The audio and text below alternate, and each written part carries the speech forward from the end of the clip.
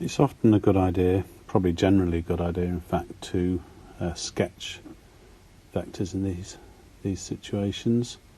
So if we have a look at this, we've got f1 is I minus 3j.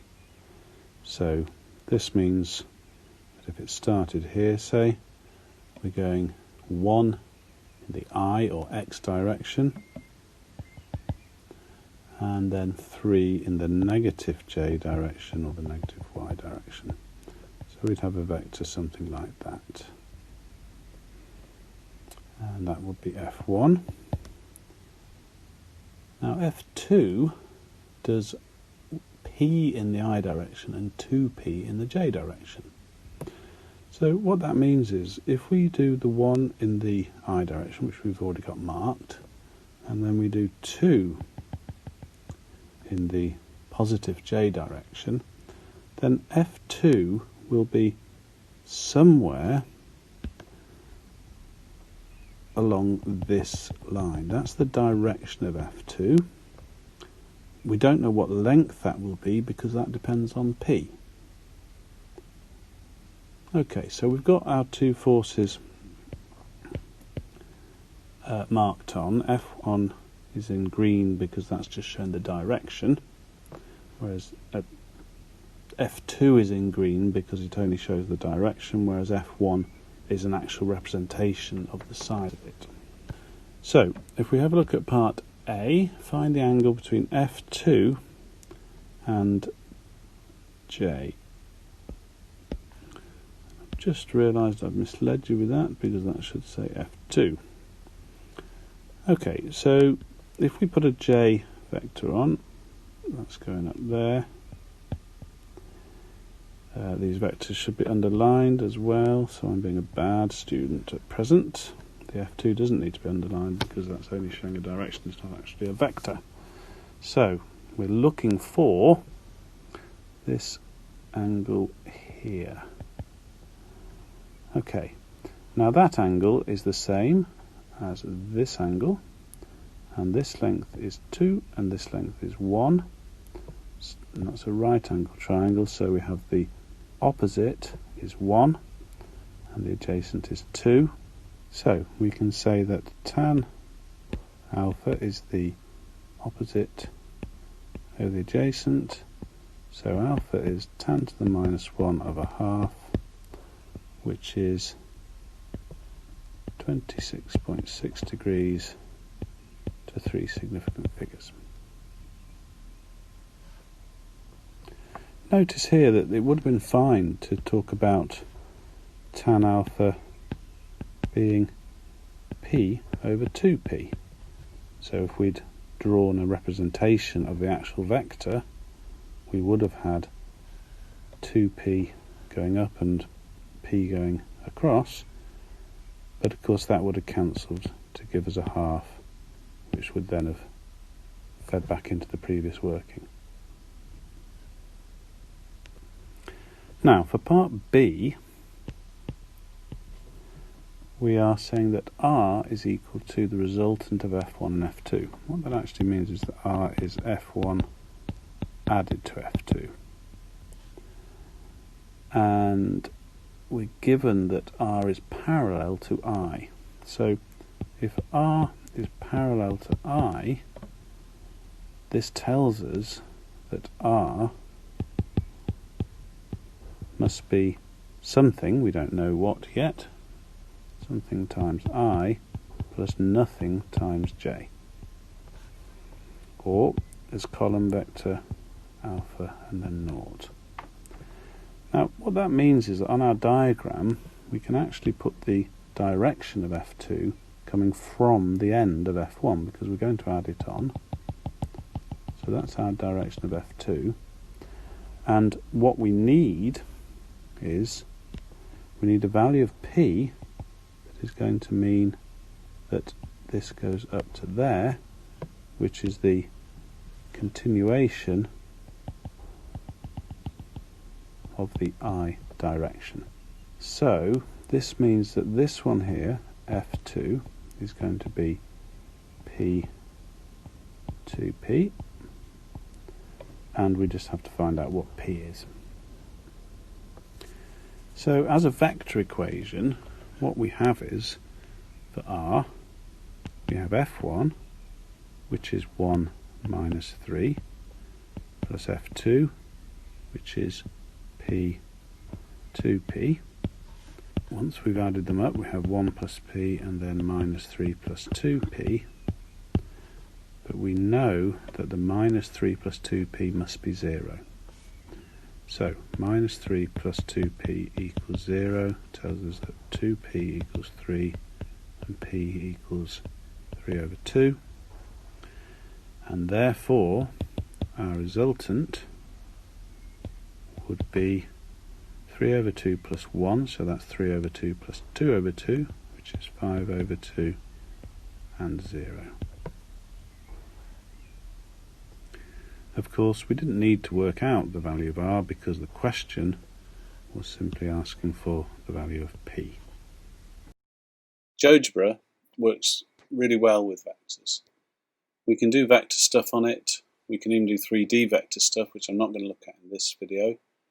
But we can also do matrices, which is something that you may come across if you do some further maths, and you're likely to come across if you proceed into any sort of maths related degree.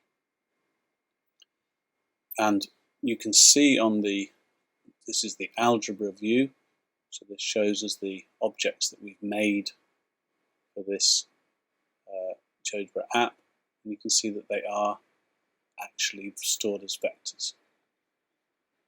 So now we can see the first vector, F1, and as on our little sketch, we've got across 1 in the I direction, down 3 in the J direction.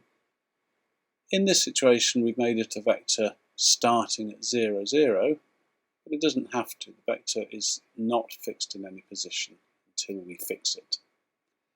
But for the purposes of having a look, we will fix it there. For F2, we need a variable value because we've got this P that can change. So we've put a slider in which will allow us to change it, and then if we pop F2 on, again we'll start F2 at 0, and we can see that it goes across 1 and up 2. So when P is 1, it does go across 1 and up 2. If we made P into 1.5, it would go up 1.5, across 1.5 and up 3, and so on. So we can see it changing. Also, of course, in the question, P is a positive constant, but if we were to allow it to be negative, then we could go down there. But everything's in that same direction, and that's the key thing with vectors. It's all about directions as well as magnitudes. So, in Geogebra, if we want to find the angle, we can just put the angle in, and there it is, 26.6 in the answer, because that was 3 sig figs. Here they've done it to 4 significant figures or 2 decimal places. But again, you can faff about with that should you choose. So we can see that angle. Now, the next part of the question was adding up F1 and F2. And we can do that fairly easily. So, first of all, we need to have F2 starting at the end of F1, as we did in the sketch for the question, and that's following the head to tail rule. So the head of one vector links to the tail of the next one. So if we pop that one on, there it is, and the sum of them means what would happen if we started at the beginning of this, in this case 2 vectors, but it could be any number, and just go straight to the end. And that's what this vector represents. So that is F1 plus F2. Okay, and now in Geogebra it would be very easy to solve the problem of what value of P do we need for F1 plus F2 to be parallel to I.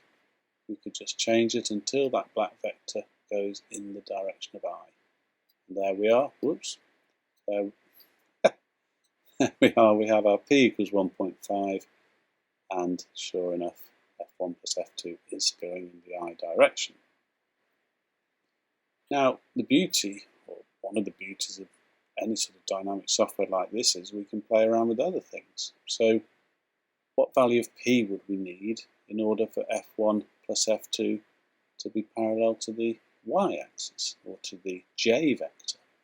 Well, we could carry on up, but we can probably see that the end of this is never going to cross past this way. It's always going to head off in that direction.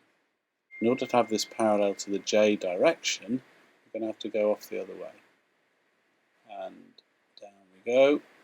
And it turns out that we need a value of -1, which, if you look back at the calculation, f1 plus f2, we have 1 plus p in the I direction, so in order to make the I direction 0, p would indeed have to be -1.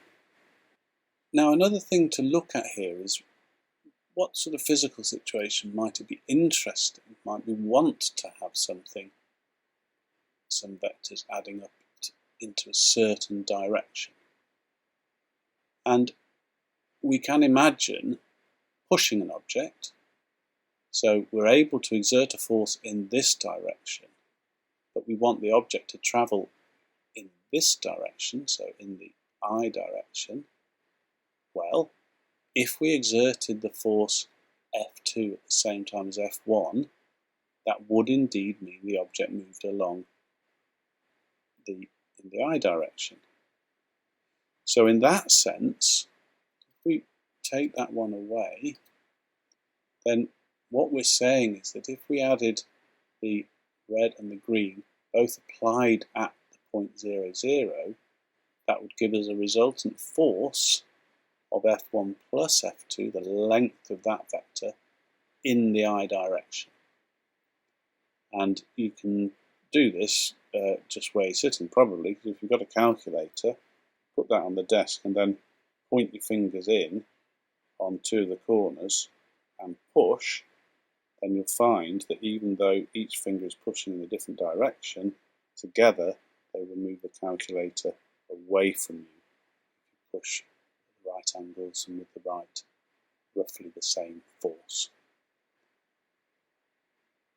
So that's just sort of linking a little bit to where this can become useful in mechanics and in real physical situations.